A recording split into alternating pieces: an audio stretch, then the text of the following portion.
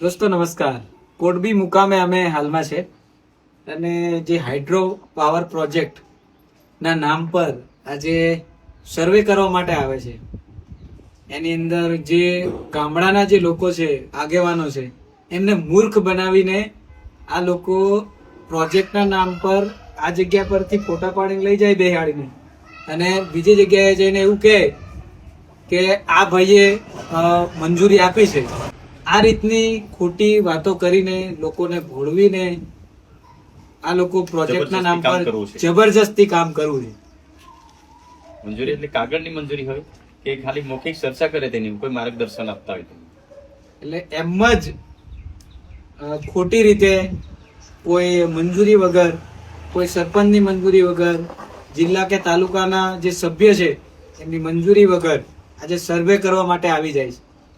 એટલે તમામ જે છોટાઉદેપુર કવાંટના જે લોકો છે, જે આ પ્રોજેક્ટના નામ પર કોઈ પણ વ્યક્તિ, કોઈ પણ ઓફિસર ગાડી લઈને આવે છે, તો એમને પહેલા પ્રશ્ન પૂછો અને એ પ્રશ્નનો જવાબ એ આપે અને આડાટેડા જવાબ આપે તો એમને તાત્કાલિક ધોરણે રોકો અને આગેવાનને જાણ કરો. બસ. અને ધ્યાન રાખો પોતાના વિસ્તારના, પોતાના ઘરનું અને પોતાની જે જગ્યા આજે જે છીનવાવાની વાત થઈ રહી છે.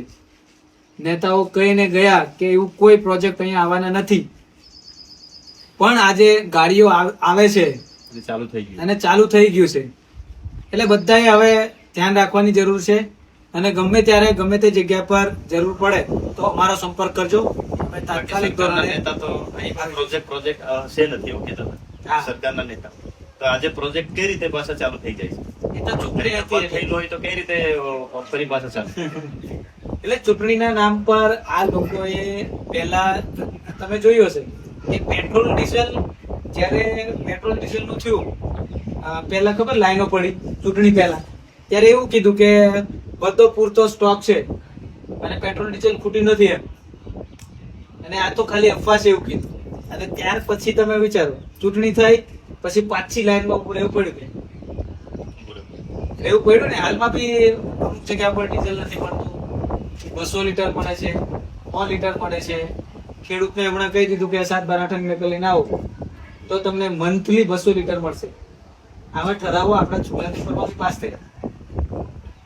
એટલે હવે આપણે જાણવાની જરૂર છે, જાગવાની જરૂર છે. એટલે વિસ્તારમાં કઈ રીતે વિવાદ થાય ને કઈ રીતે એકતા તૂટે, કઈ રીતે સંગઠન તૂટે, એવું આ લોકો રસ્તો અપનાવીને અહીંયા આવીને ગામડામાં એવી પોલિસી વાપરે અધિકારી.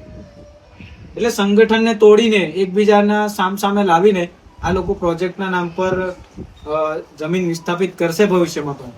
તો આપણે બધા સાથે રહીને એક થઈને આપણી જમીન બચાવીએ અને આ પ્રોજેક્ટોના વિરોધ કરીએ. કારણ કે આ કુદરતી સૌંદર્ય આજે સિટીમાંથી જોવા માટે આવે છે અને વખાણ કરે છે.